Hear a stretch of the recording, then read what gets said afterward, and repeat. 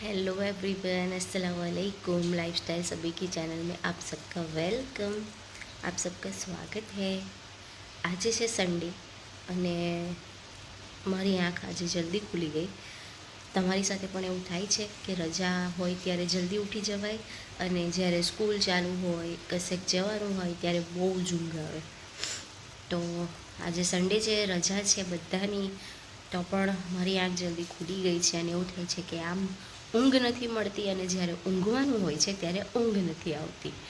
તો જોતા રહો મારો વ્લોગ કેવો જાય છે આજનો મારો દિવસ। હે, તને વોટ આપવાનો અભીથી શોખ છે? કોને વોટ આપીશ? કોને? બધાને જ। તો એ બધાને થોડી વોટ આપવાનો હોય હે? તું નહીં સમજે બેટા। હું તને બતાવું કોને વોટ આપવાનો હોય યુટ્યુબ પર। કેમ?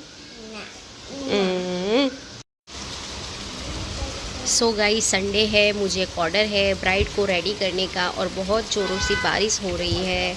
सोच रही हूँ कि वो लोग शादी कैसे होगी इतनी बारिश में।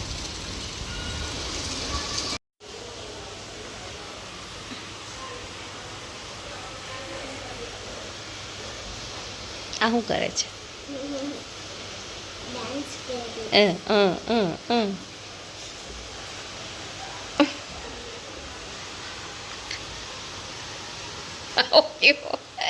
આવો કેવો ડાન્સિંગ આયા નવો।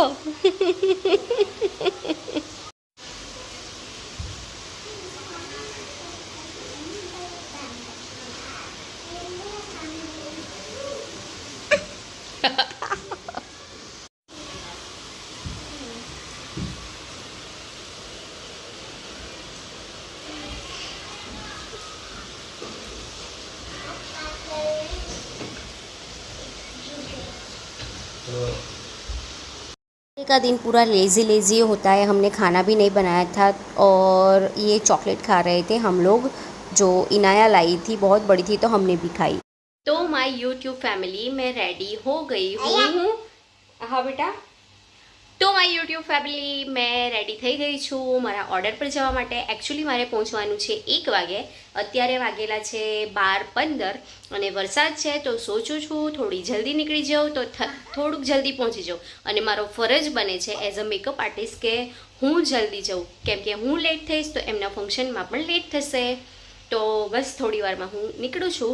એકચ્યુઅલી વાગરાથી થોડુંક દૂર, મે બી 10-15 કિલોમીટર જેટલું ગામ છે એક વિછિયાદ, ત્યાં મારે જવાનું છે।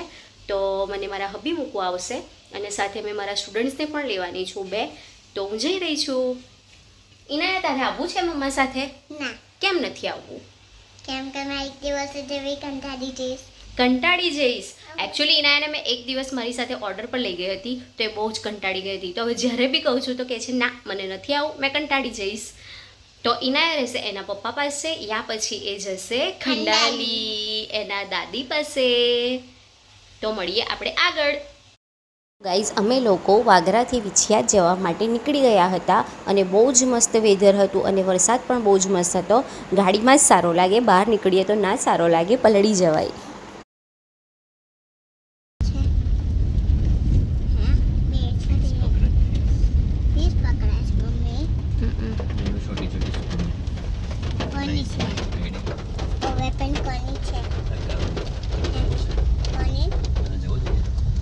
ડેસ્ટિનેશન પર પહોંચીને અમે અમારી વેનિટીમાંથી બધો સામાન બહાર કાઢી લીધો મેકઅપને રિલેટેડ, કે જે જલ્દી જલ્દી વર્ક થાય જેનાથી। તો અમે સામાન ગોઠવ્યો અને થોડી વારમાં આવીને અમને બ્રાઇડે કહ્યું કે તમારે અહીંયા નહીં, બીજા રૂમમાં રેડી કરવાનું છે।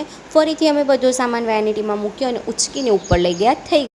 થઈ ગઈ અહીંયા અમારી ડબલ મહેનત। આવું ઘણીવાર થાય છે અમારી સાથે અને એ વેનિટી, મેકઅપથી ભરેલી વેનિટીને કેરી કરવી બહુ મુશ્કેલી પડે છે।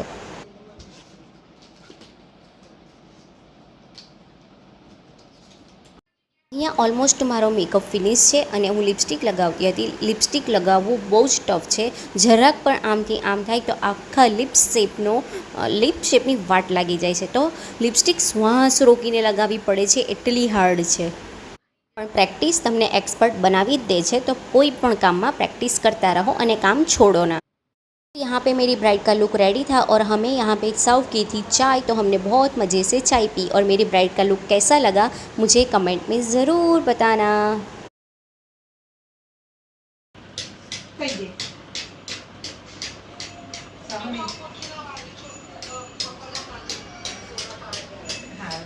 फिर हम निकल चुके वहाँ से और ये उनका हाउस था जो मेरे ससुर ने ही बनाया है।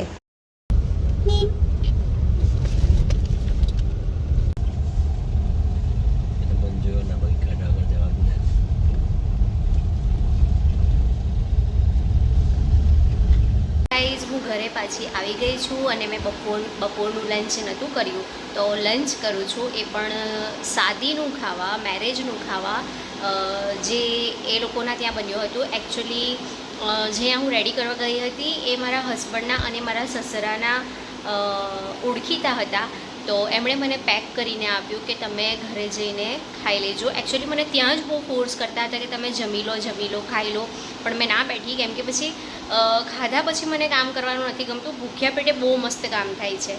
તો અત્યારે હું જમું છું અને મેં થોડોક નોર્મલ મેકઅપ કરેલો. મેકઅપ મીન્સ બીબી, લાઇનર અને લિપસ્ટિક, તો લુક આજે થોડો મારો સારો લાગે છે.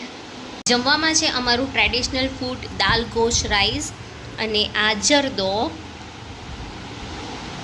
અને ખરેખર બહુ ટેસ્ટી છે.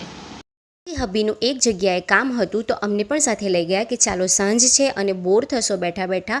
વેધર પણ એવું હતું કે બોર થઈ જવાય, તો અમે પણ હબી સાથે એમના કામમાં એમની સાઇટ્સ જોવા માટે જતા રહ્યા.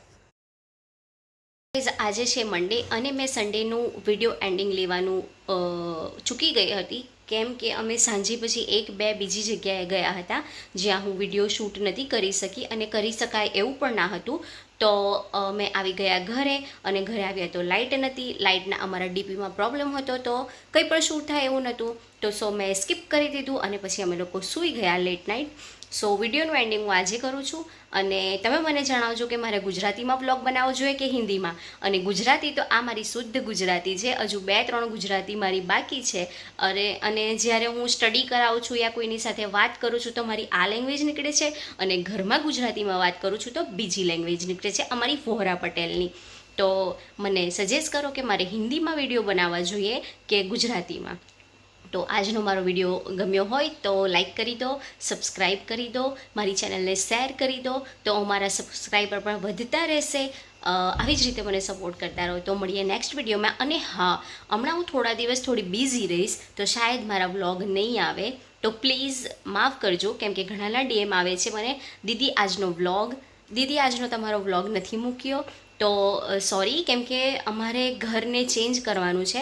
તમે મારા ઘરની ટાઇલ્સ જોઈ છે કે તૂટી ગઈ છે, તો જે ઘર માલિક છે, અમે રેન્ટ પર રહીએ છીએ, અમને રિનોવેશન કરાવવાનું છે. તો અમે ઘર શોધીએ છીએ અને મળી જશે તો અમારે શિફ્ટ થવાનું છે.